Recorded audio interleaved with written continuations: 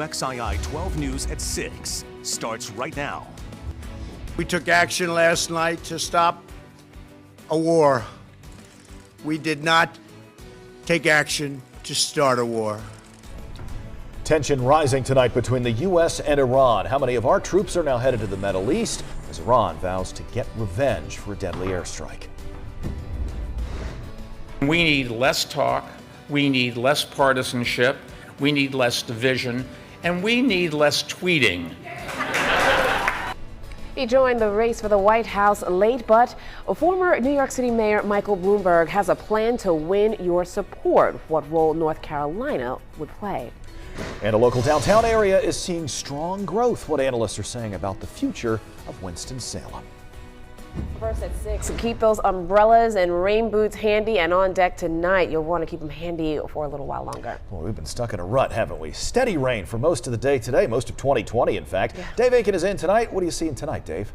Well, you know, we've seen those rains, as you mentioned, off and on as we've gone through the day, and we've seen some cells move through that have been moderate to heavy at times. That's what we're seeing on the radar right now, just now pushing into areas of Randolph County, southwestern portions of Randolph County into Asheboro, moderate to heavier rainfall, also back into parts of Davidson and also into areas of Davie and Yadkin County, some showers. Then some off and on rain here and there, sprinkles, and it'll start to come back a little bit more earnestly across the region, and that's what we're going to work with as we go on in through tonight. We're going to see that off and on rain, a little patchy fog as we go through the evening. Plenty of moisture back out to our south into South Carolina and Georgia and points south of that to work with as we go on into the overnight for that off and on rain to come through and maybe a little patchy fog. Our temperatures are fairly warm right now. In fact, that's the warmest we've been today. 51 at the airport in Greensboro. It's 53 in Burlington. Back up in the mountains, temperatures are into the mid 50s. They're just as warm, if not warmer than we are here in the Triad. Calm winds for the most part. They're out of the south when they do blow from time to time. That's the general motion of air, and that's why most of that rain is coming up out of the south. So periods of rain tonight, it'll remain mild, then off and on showers through the day tomorrow and a little bit warmer, upper 50s to around 60. We'll clear out and cool off as we get on into the day Sunday. There might be a few snow showers in the higher elevations of the mountains this weekend. We'll talk about that, and some high winds up there possible too. That's coming up in a little bit, guys.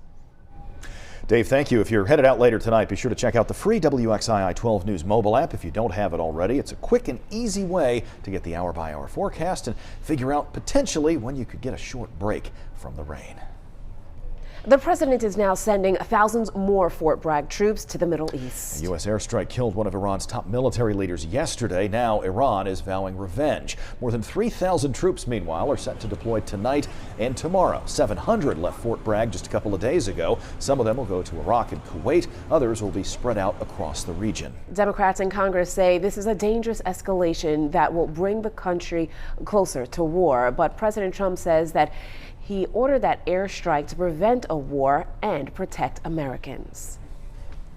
Under my leadership, America's policy is unambiguous to terrorists who harm or intend to harm any American.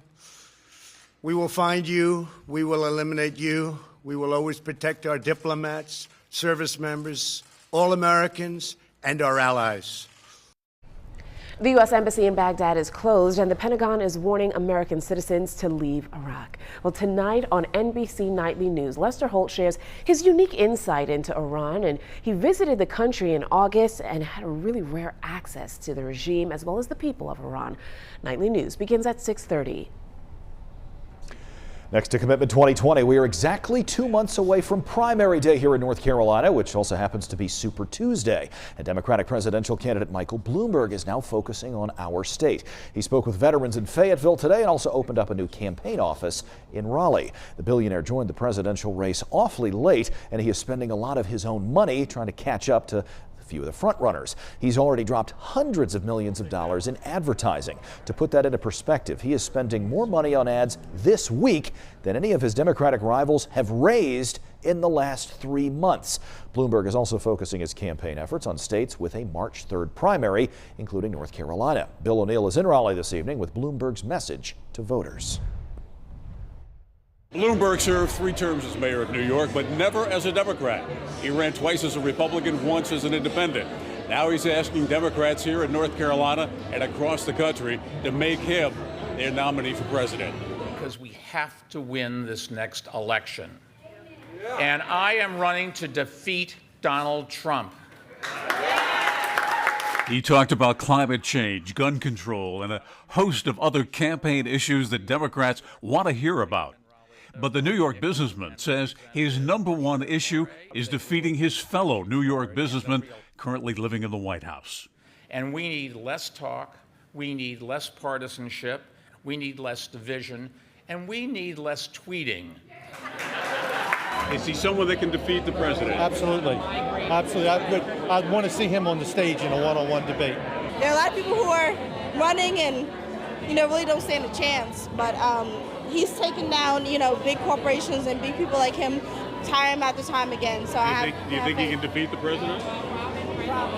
I really do. I really do. Bloomberg told supporters at his new Raleigh field office that President Trump is making more campaign appearances in states such as North Carolina than any of the Democratic contenders. We've got to do something to make sure that we change the occupant of 1600 Pennsylvania Avenue. Bloomberg's reportedly heading to the Triad. He's scheduled to open up an office in Winston-Salem next week. The campaign spokesman says they're actively looking for a location in Greensboro. In Raleigh, I'm Bill O'Neill, WXII 12 News. Bloomberg shared his plan to help veterans and military families during a stop prior to the one in Raleigh in Fayetteville. He says he wants to help vets transition to civilian life by helping them find good jobs, protecting them from predatory lenders, and also educating companies so they understand some of the skills that veterans can bring to businesses.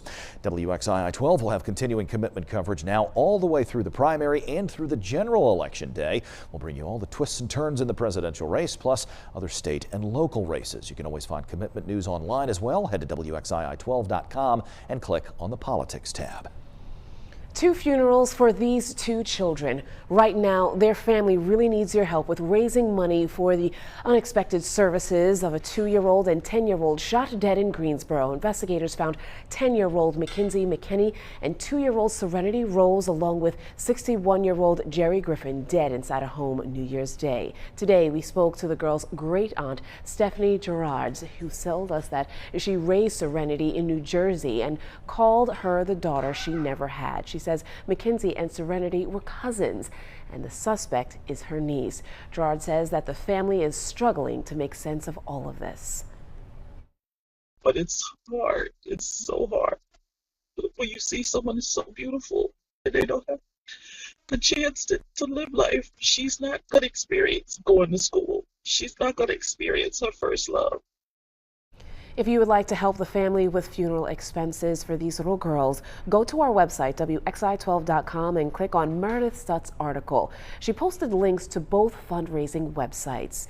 Brittany McKinney is charged with the 3 murders. She was in court yesterday. Officers arrested her for a hit-and-run crash on Wendover Avenue on Wednesday. Then detectives later connected her to the murders carried out on the same day. McKinney is in jail without bond.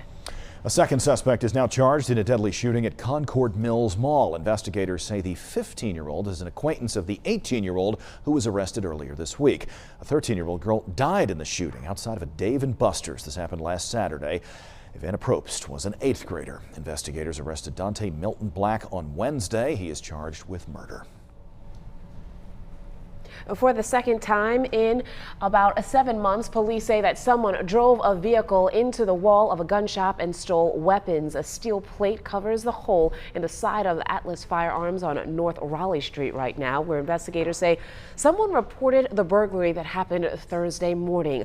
A similar crime happened back in June. The store owner told us that the thieves rigged an SUV's gas pedal from across the street using a trailer hitch to get the vehicle to accelerate on its own into the store. He says the suspects took firearms and cash. In Winston-Salem, a couple of people trapped in a car were able to make it out with only minor injuries. Police officers there say the car ran off the road and slammed into a tree before sunup this morning. The folks inside were pinned in the car on Bethania Station Road. Crews ended up rescuing the man and the woman and took them to the hospital to get them checked out. Elsewhere, troopers say a 16-year-old speeding down a road in Alamance County lost control of his vehicle, crashed, and then died. This happened early Wednesday morning, New Year's Day, on Snow Camp Road near Clark Road. They've identified the victim as Leonardo Escalera. They say he hit a stop sign, a power pole, and then a tree. He was the only person in the vehicle. Troopers say, in addition to speeding, he was not wearing a seatbelt either.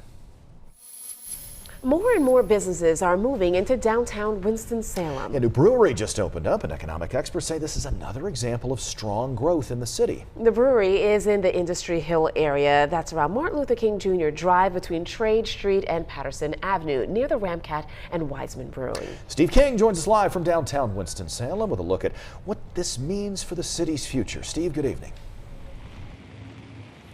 Good evening, Kenny and Talitha. Well, Radar Brewing Company is now open, and right now it's gearing up for its first weekend crowd ever. The co-owners say they wanted to open up in the Triad, and they looked across the Triad, ultimately deciding to open up here in Industry Hill, a neighborhood north of downtown. The co-owners, they say that, well, two of them are from the Triad. They say the opening of the new establishments like Wiseman and Fiddlin' Fish, Earl's, and the Act Club of America made them want to open up here.